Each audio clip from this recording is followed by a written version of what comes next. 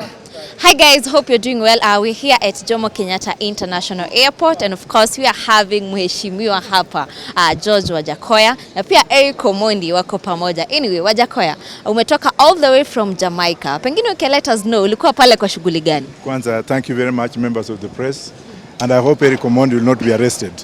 Because every time he's on press watu wanashikashika yeye, wanashika Maina Njenga. That is going to stop. I left this country for Qatar. From Qatar, I went to San Francisco. That was 15 hours flight. From there, I went to Phoenix. From Phoenix, I went to Jamaica, where I was for 2 days at the invitation of Richie Spice. And then from Jamaica, I went to San Francisco. From San Francisco, I went to Hawaii, Maui. Then from Maui, I came back to London. I spent 2 days in London, and then I'm here. So the journey was very okay. And I'm so glad with what the media is doing in this country. The fourth estate, you are the only people who are making sense because you are bringing issues. And to people like Eric Omondi. Eric Omondi has become the new kingpin of our generation, your generation. Mine is a bit backward.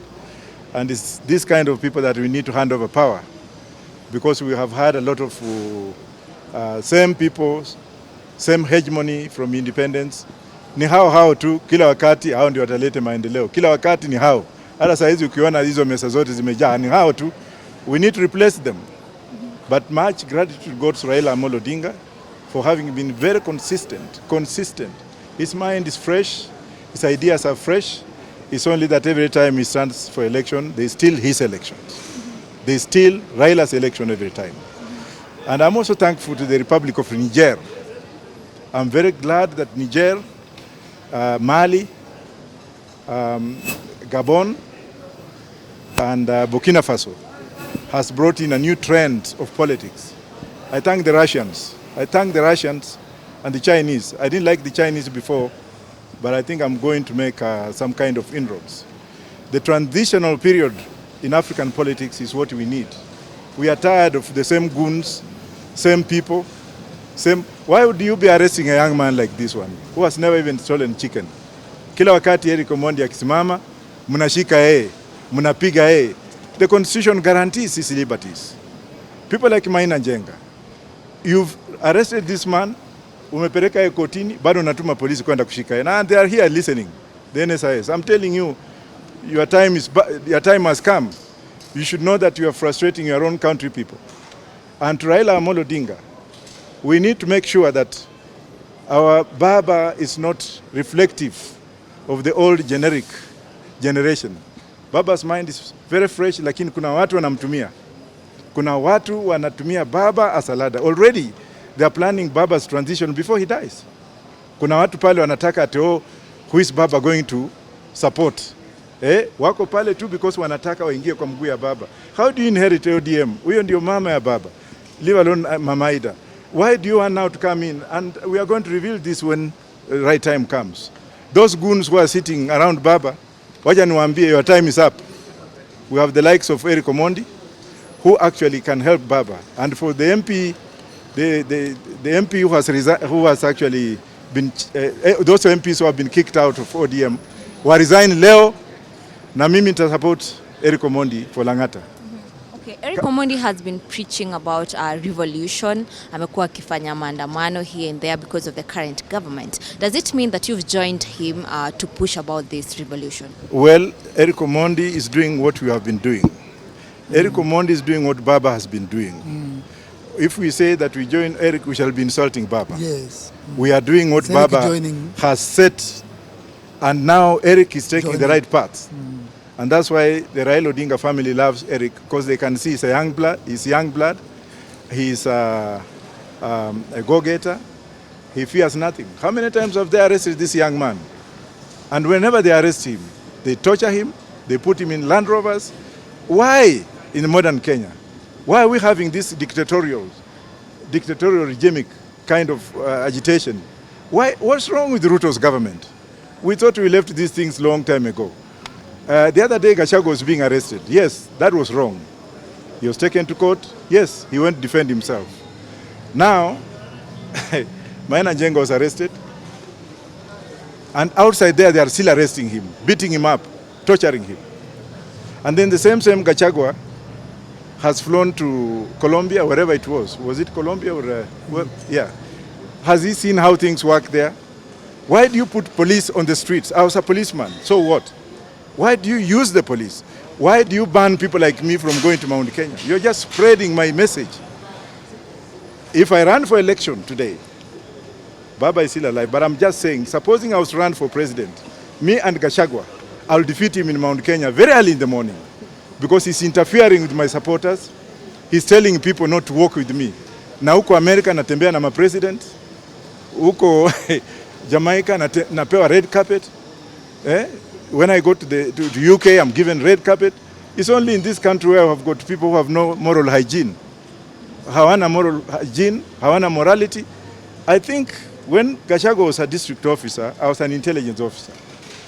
And of course the mentality of district officers, hiyo kitu tutatoa kwa constitution tutupe mbali sana, because if somebody can come from there and behave the way this man is behaving. Look at what is happening between them and Moses Kuria. Moses Kuria is insane. Why do you tell Kenyans kwenda uchimbe nini? Your own rail? And he's still a cabinet secretary and the president has not said anything. Why should Gachagua say that we have tigers in Kenya? Lying. A whole man, like if he was in the US, he should have been impeached. I want Gachagua to resign for telling lies about this country. I want Moses Kuria to go yesterday. I want Ndindi Nyoro kwenda kabisa. Tunataka hii watu wakwende. Wanatusumbua nini? Sasa angalia hii mazungumzo. Kila siku namna hii. Na kuna wale betrayers wa baba, tumewajua.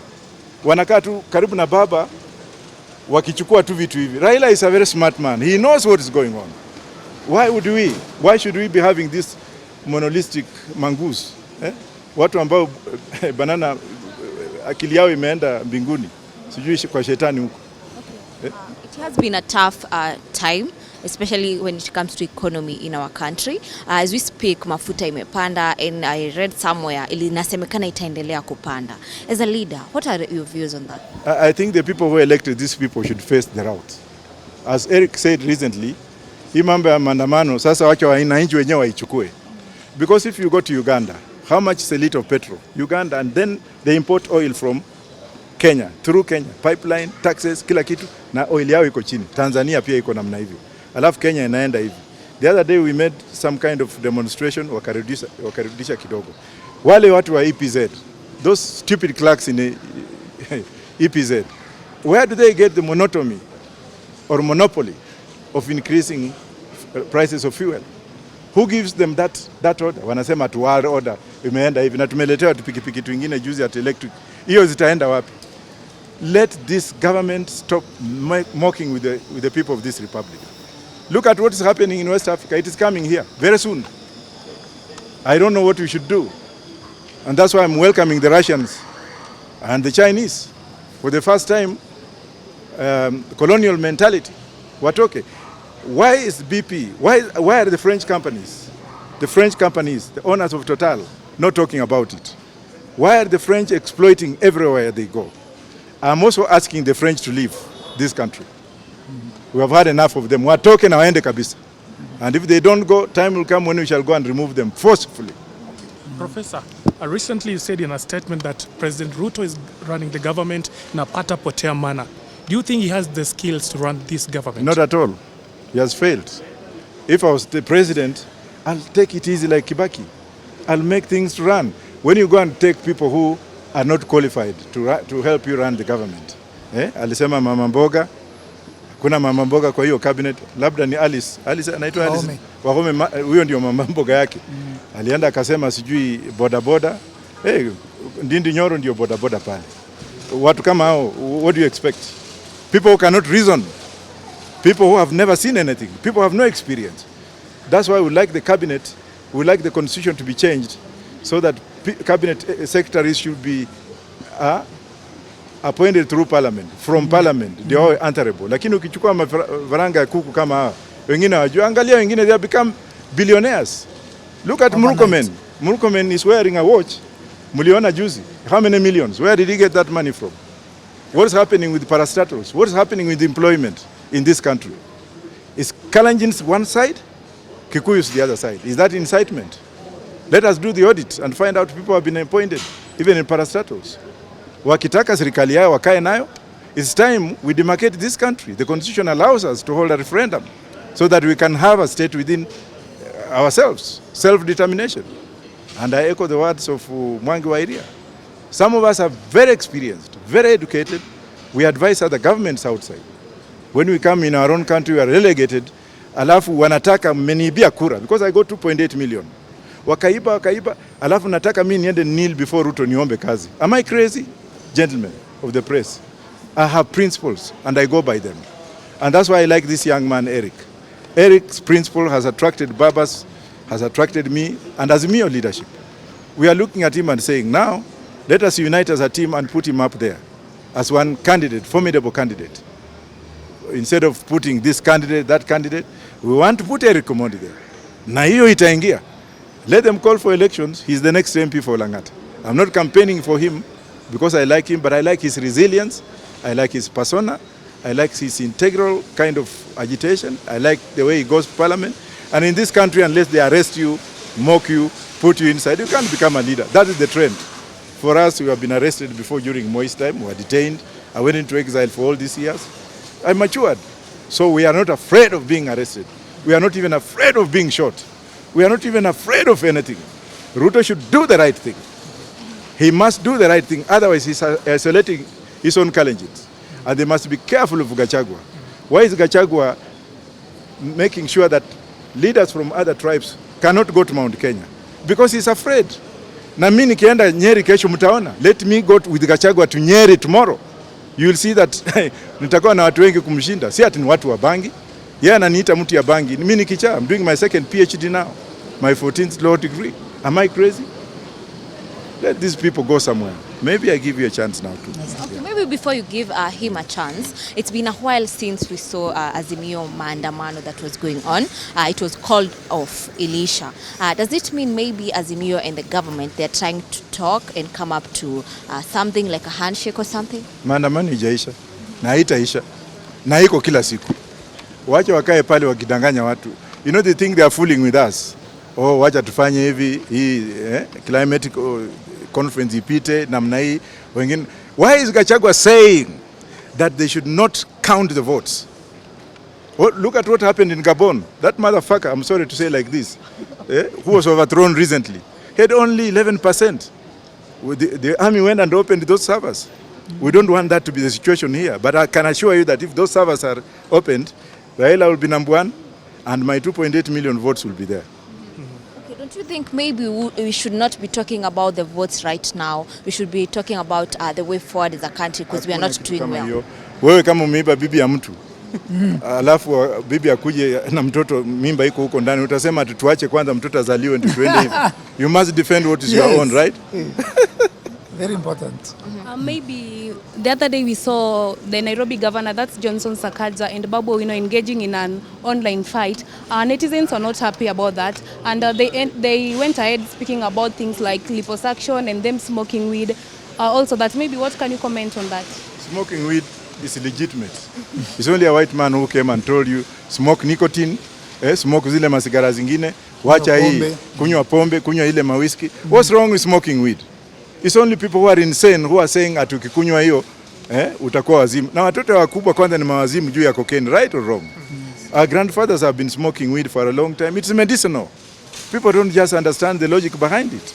In America, they have even passed a constitution. Unaenda pale unafinyua kuna smoking zone.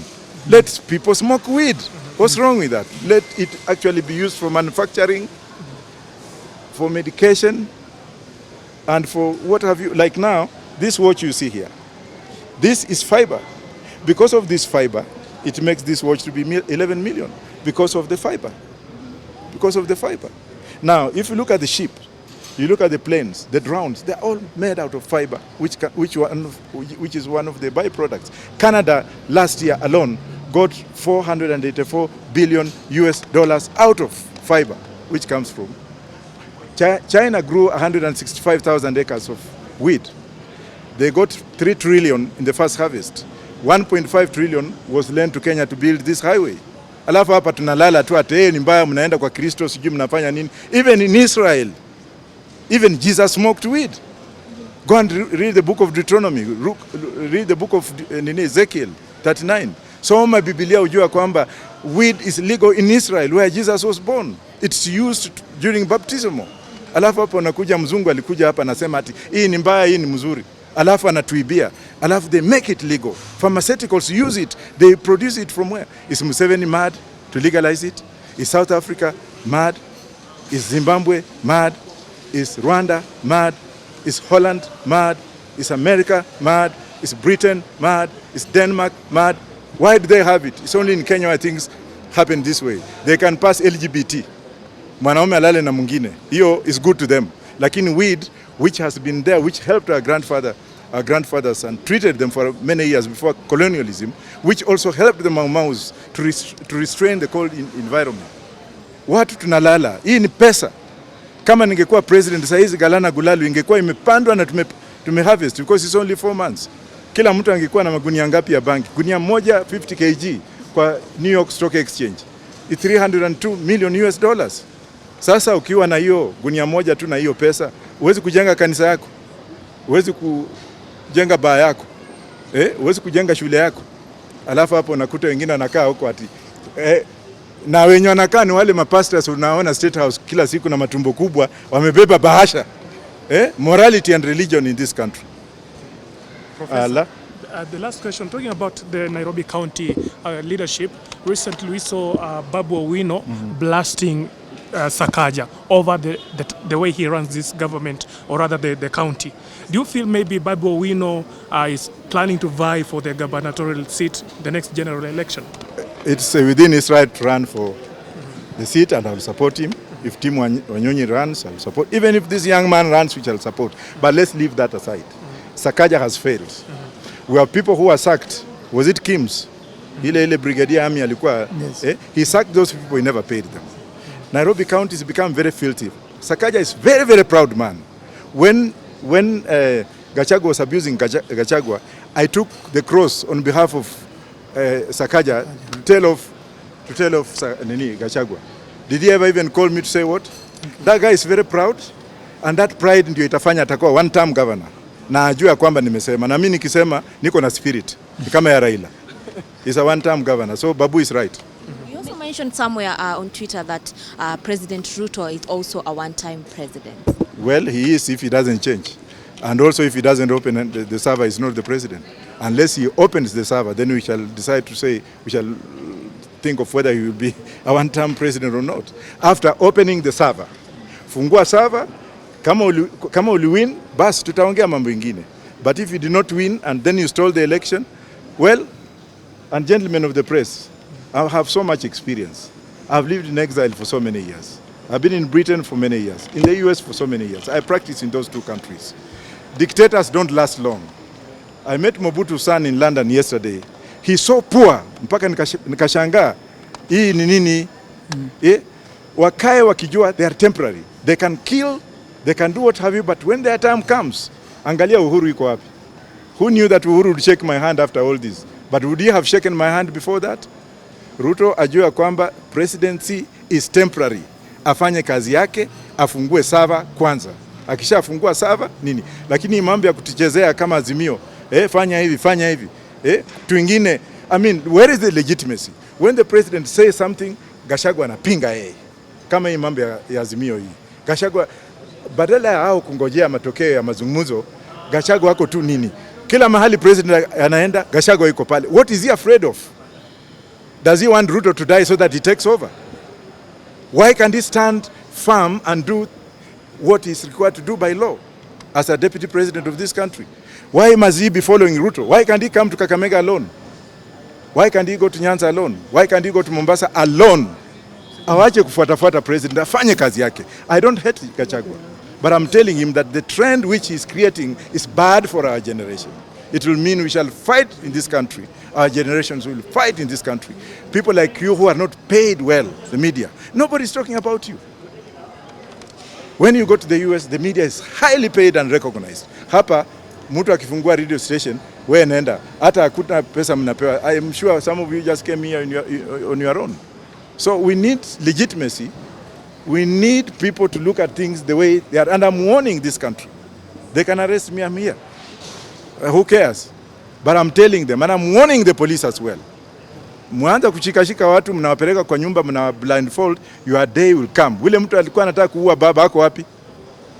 Spirit ya baba si imefanya jamaa miguu imevunjika hako hospitali. Si baba alienda kumuona. Mjihadhari, because nyinyi mnashika watu, watoto wenyu wakienda shule wanaanguka mtihani. Hiyo pesa ya bribery mkichukua mkinunua ng'ombe haitoi maziwa, unafurafura tumbo kama maskini. Fanya kazi yako kama polisi. Asante. Maybe on economy before we finish, some people are suggesting that we should maybe reduce the rate at which our parents are giving birth, to reduce mtoto apatwe mmoja. What is the future of this country? Maybe he has copied the Chinese single child policy. Ni China, ukienda huko uone mrembo uweke mimba unaenda jela. Lazima uoe na upate mtoto mmoja. Maybe that's what they want. Mimi nikipata dem nikioa second wife nataka kuzaa kila kitu. Si ati kwani naenda kuchunga nini? Maybe that's what they are up to. Lakini si wamezaa. You tell me those guys, how many kids do they have with women outside there? Many. Wamezaa kama kuku. Wengine miguu inakaa namna hii kama vyura. Alafu anaanza kuambia watu hivi. Wenyewe wanakula mzuri. Unafikia watu wako na njaa? Hao watu wanakula mzuri sana, lakini they bring policies that have no foundation. They don't want to be inclusive. They don't want us to give them ideas. Sasa kuna wengine hata mimi ukiniuliza minister for ugali, mimi siwajui. Ni watu wengine waliokotwa tu at minister. Sasa angalia vile wanapigana kama Wahome na PS. Angalia Ministry of Immigration. PS nini huko chini. Angalia Ministry of Power, Energy. Kuanzia juu paka chini, sini kala chini, paka Ports Authority. Kwani watu wengine hawako? Gentlemen and ladies, I don't know whether I'm crazy, but if I'm crazy, take me to the Pope to pray for me. But that's the truth. Asante. Yes. Una yepi ya kusema? Mimi leo tulikuwa tunamreceive Mheshimiwa Wajackoyah, ametupatia wisdom. I hope the young people of this nation have heard the words of wisdom from our senior Mheshimiwa, and I'm still calling upon young people. Mmesikia from the horse's mouth. A time is coming and a time has come that we must rise up as young people. Na I'm very happy that he has said maandamano haijaisha.